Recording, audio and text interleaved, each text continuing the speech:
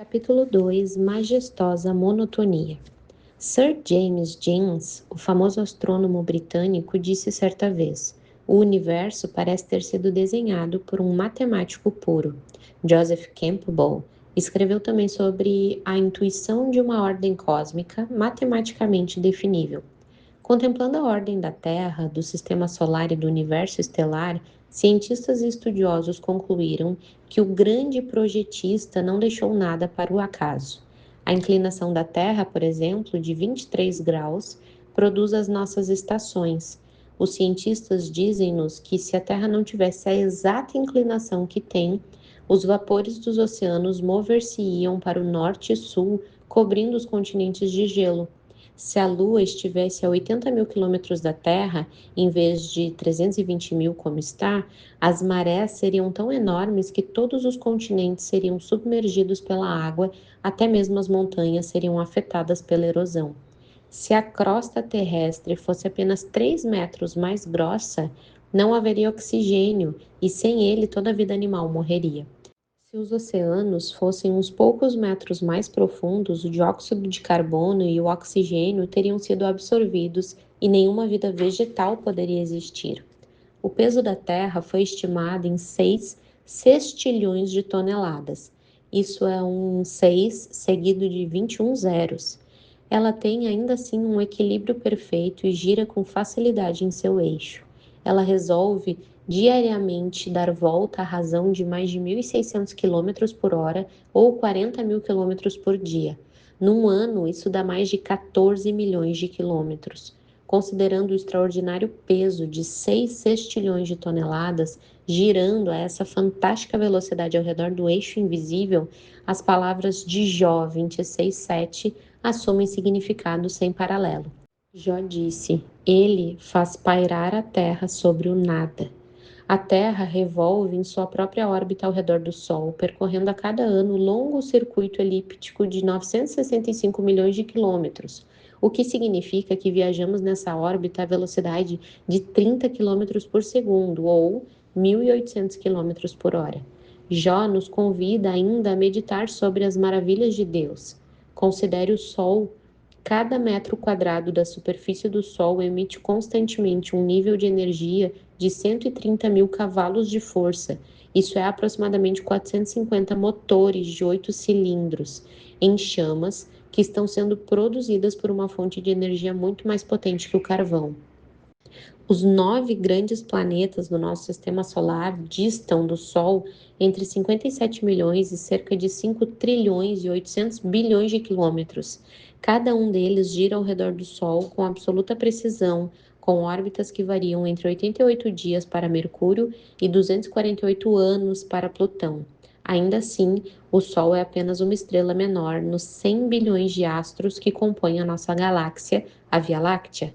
Se você fosse capaz de enxergar bem o suficiente, uma moeda de 10 centavos estendida à distância de um braço ocultaria 15 milhões de estrelas. Quando tentamos apreender mentalmente as quase incontáveis estrelas e os outros corpos celestes encontrados na nossa Via Láctea, apenas somos levados a ecoar o hino de louvor de Isaías ao Todo-Poderoso Criador.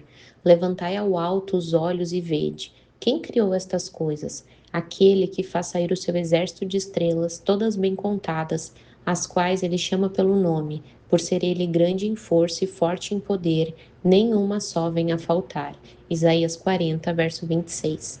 Não é de admirar que Davi clamou: Ó Senhor, Senhor nosso, quão magnífico em toda a terra é o teu nome, pois expuseste nos céus a tua majestade. Da boca de pequeninos e crianças de peito suscitaste força, por causa dos teus adversários, para fazeres emudecer o inimigo e o vingador.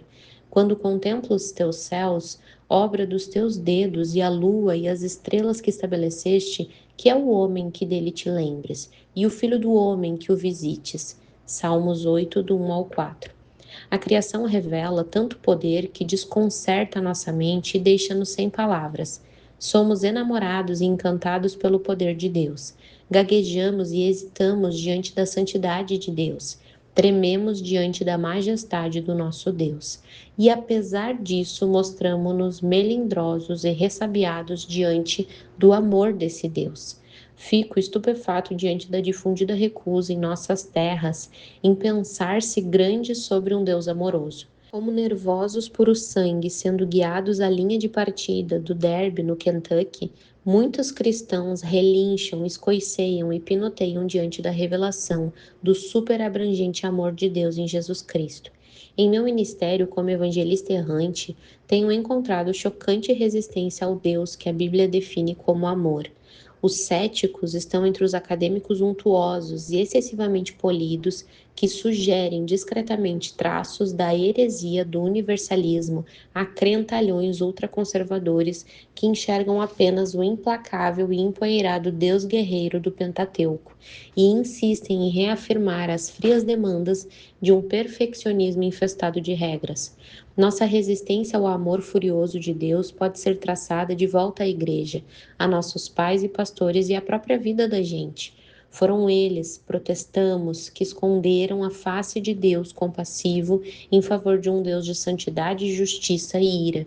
No entanto, se fôssemos verdadeiramente homens e mulheres de oração, nossos rostos, como pederneira e nosso coração devastado pela paixão, abriríamos mão de nossas desculpas, pararíamos de colocar a culpa nos outros. Temos de sair para um deserto de algum tipo, seu quintal serve, e adentrar uma experiência pessoal com o assombroso amor de Deus.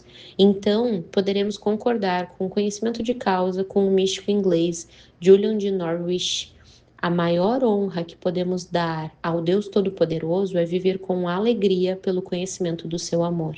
Poderemos entender porque, como observa o dicionário teológico do Novo Testamento de Quitel, que nos últimos dias de sua vida na ilha de Patmos, o apóstolo João escreveu, e escreveu com majestosa monotonia, sobre o amor de Jesus Cristo. Como que pela primeira vez poderemos compreender o que Paulo queria dizer. Veio, porém, a lei para que a ofensa abundasse, mas onde o pecado abundou, superabundou a graça, para que assim como o pecado reinou na morte, também a graça reinasse pela justiça para a vida eterna, por Jesus Cristo nosso Senhor. Da mesma forma que João escreveu, no crepúsculo da vida, apenas sobre o amor de Jesus, Paulo também escreveu abundantemente sobre o Evangelho da Graça. A graça de Deus é a totalidade pelo que homens e mulheres são tornados justos, Romanos 3:24, Tito 3:7. Pela graça Paulo foi chamado, Gálatas 1:15. Deus derrama sua gloriosa graça sobre nós em seu Filho, Efésios 1:6. A graça de Deus foi manifestada para a salvação de todos, Tito 2:11. A graça de nosso Senhor superabundou com a fé e o amor que há em Jesus Cristo, 1 Timóteo 1,14. A graça é depósito ao qual temos acesso através de Jesus Cristo, Romanos 5,2. É um estado ou condição em que nos encontramos, Romanos 5,2. É recebida em abundância, Romanos 5,17. A graça de Deus abundou mais que o pecado, Romanos 5, versos 15, 20, 6 e 1. É-nos dada graça em Cristo, 1 Coríntios 1,4. Paulo não a recebeu em vão, 2 Coríntios 6:1. A superabundante graça de Deus está dentro do cristão, 2 Coríntios 9:14. Ela se estende para mais e mais pessoas, 2 Coríntios 4:15. A graça contrasta com as obras, que carecem de poder para salvar. Se as obras tivessem esse poder, a realidade da graça seria anulada. Romanos 11:5. A graça contrasta com a lei, tanto judeus quanto gentios são salvos pela graça do Senhor Jesus, Atos 15:11. Apegar-se à lei é anular a graça, Gálatas 2:21. E quando os gálatas aceitaram a lei, caíram da graça, Gálatas 5:4. O cristão não está debaixo da lei, mas debaixo da graça, Romanos 6:14. A graça contrasta com o que é dívida, Romanos 4:4. O Evangelho, que é a boa nova da graça, pode ele mesmo ser chamado de graça, Atos 20:24, ou de palavra da graça, Atos 20:32. Sim, o Deus gracioso encarnado em Jesus Cristo nos ama. A graça é a expressão ativa desse amor. O cristão vive pela graça como o filho do Abba, rejeitando por completo o Deus que pega as pessoas de surpresa ao menor sinal de fraqueza, o Deus incapaz de sorrir diante de nossos erros desajeitados, o Deus que não aceita um lugar em nossas festividades humanas, o Deus que diz: "Você vai pagar por isso", o Deus incapaz de compreender que crianças sempre se sujam e são distraídas, o Deus eternamente bisbilhotando a caça de pecadores. Ao mesmo tempo, o filho do pai rejeita o Deus de cores pastéis que promete que nunca vai chover no nosso desfile. Um pastor que conheço lembra-se de um estudo bíblico de domingo de manhã na sua igreja, em que o texto estudado era Gênesis 22. Deus ordena que Abraão tome seu filho Isaque e o ofereça como sacrifício no Monte Moriá. Depois que o grupo leu a passagem, o pastor esboçou o pano de fundo desse período da história da salvação, mencionando inclusive a predominância do sacrifício de crianças entre os cananitas. O grupo ouvia em embaraçado silêncio. O pastor então perguntou: "Mas o que essa história tem a dizer para nós hoje?" Um homem de meia idade falou: "Vou dizer o que essa história me diz. Decidi que eu e minha família vamos procurar outra igreja." O pastor ficou perplexo. "Mas por quê?" "Porque", respondeu o homem, "quando olho para esse Deus, o Deus de Abraão, sinto-me mais próximo do Deus verdadeiro, não esse sofisticado e escrupuloso Deus de Rotary Club, a respeito do qual ficamos tagarelando aqui nas manhãs de domingo. O Deus de Abraão era capaz de fazer um homem ir pelos ares, de dar e tomar uma criança, de pedir tudo a uma pessoa e ainda querer mais. Quero conhecer esse Deus." O Filho de Deus sabe que a vida tocada pela graça chama-o para viver numa montanha fria e exposta ao vento, não nas planícies aplainadas de uma religião sensata e de meio termo. Pois no coração do Evangelho da Graça o céu escurece, o vento ruge, um jovem sobe um outro monte Moriá em obediência ao Deus implacável que exige tudo. Ao contrário de Abraão, ele carrega nas costas uma cruz e não lenha para um fogo. Como Abraão, em obediência a um Deus selvagem e irrequieto, que fará as coisas da sua forma, não importa o que custe. Esse é o Deus do Evangelho da Graça. Um Deus que, por amor a nós, mandou o único filho que jamais teve embalado em nossa própria pele. Ele aprendeu a andar, tropeçou e caiu, chorou pedindo leite, transpirou sangue na noite, foi fustigado com um açoite e alvo de cusparadas, foi preso a uma cruz e morreu, sussurrando perdão sobre todos nós. O Deus do cristão legalista, por outro lado, é com frequência imprevisível, errático e capaz de toda espécie de preconceito. Quando vemos Deus dessa forma, nos sentimos compelidos a nos envolvermos em alguma espécie de mágica para aplacá-lo. A adoração de domingo torna-se um seguro supersticioso contra os seus caprichos. Esse Deus espera que as pessoas sejam perfeitas e estejam em perpétuo controle de seus sentimentos e emoções. Quando gente esmagada por esse conceito de Deus acaba falhando, como inevitavelmente acontece, ela em geral espera punição. Ela, por isso, persevera em práticas religiosas, ao mesmo tempo em que luta para manter uma imagem oca de um eu perfeito. A luta em si é exaustiva. Os legalistas nunca são capazes de viver à altura das expectativas que projetam em Deus. Uma mulher casada em Atlanta, com 2 filhos pequenos, disse-me recentemente que estava certa de que Deus estava desapontado com ela por não estar fazendo nada por ele. Ela me contou que se sentia chamada para participar de um ministério de assistência que oferecia um sopão, mas hesitava em deixar seus filhos aos cuidados de outra pessoa. Ela ficou chocada quando eu lhe disse que o chamado não provinha de Deus, mas do seu próprio e arraigado legalismo. Ser uma boa mãe não bastava para ela. No julgamento dela, também não bastava para Deus. De modo semelhante, uma pessoa que pensa em Deus como um canhão à solta, lançando panfletos aleatórios para nos informar sobre quem está no comando, quem irá ser mais temerosa, egoísta e provavelmente inflexível em suas expectativas a respeito dos outros. Se o seu Deus é uma força cósmica e impessoal, sua religião será necessariamente evasiva e vaga. A imagem de Deus como um brutamontes onipotente que não tolera qualquer intervenção humana cria um estilo de vida rígido, governado por leis puritanas e dominadas pelo medo. Mas a confiança no Deus que ama de forma consistente produz fielmente discípulos livres e confiantes. Um Deus amoroso fomenta um povo amoroso. O fato de que nossa visão de Deus molda nossa vida em grande parte pode ser uma das razões pelas quais a Escritura atribui tanta importância a buscar conhecer a Deus. Essa verdade é ilustrada pela visão que o profeta Jonas tinha de Deus. Jonas sente-se tão ultrajado quando os ninivitas se convertem depois de sua pregação que ele deseja morrer. Ele não queria que Deus perdoasse Nínive, queria juízo. Seu nacionalismo estreitou e tornou impossível para ele apreender o superabrangente amor de Deus. A mensagem desse livro profético, porém, transcende os limites do profeta.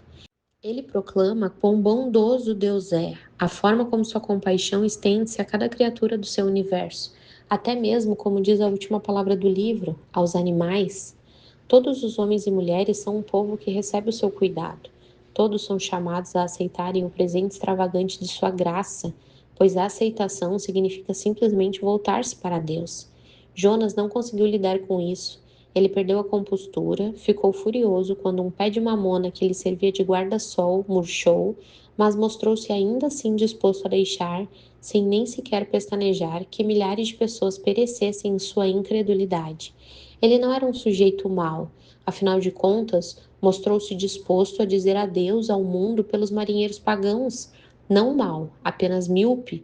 Deus era o seu Deus, o Deus dos hebreus, aprisionado num único país, um único templo, uma única arca da aliança. A teologia desse livro sagrado é um toque de trombeta para os israelitas de ambos os testamentos. Pensem em grande a respeito de Deus. A misericórdia de Deus para com Nínive arrependida, para com Jonas em sua autopiedade, até mesmo para com animais sem entendimento, prepara caminho para o evangelho da graça. Deus é amor. Ao longo dos anos, tenho visto cristãos moldando Deus à sua própria imagem. Em todos os casos, um Deus assustadoramente pequeno.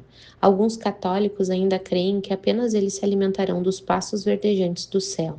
Há também o Deus que tem uma afeição particular pela América capitalista e tem em alta conta o viciado em trabalho, e o Deus que ama apenas os pobres e desprivilegiados. Há também o Deus que marcha com seus exércitos vitoriosos e o Deus que ama apenas os mansos que oferecem a outra face. Algumas pessoas, como o filho mais velho de Lucas, fazem cara feia e beicinho quando o pai bota para quebrar e serve de bom e do melhor para o filho pródigo que gastou seu último centavo com prostitutas. Alguns, tragicamente, recusam-se a acreditar que Deus possa perdoá-los. Meu pecado é grande demais para esse Deus.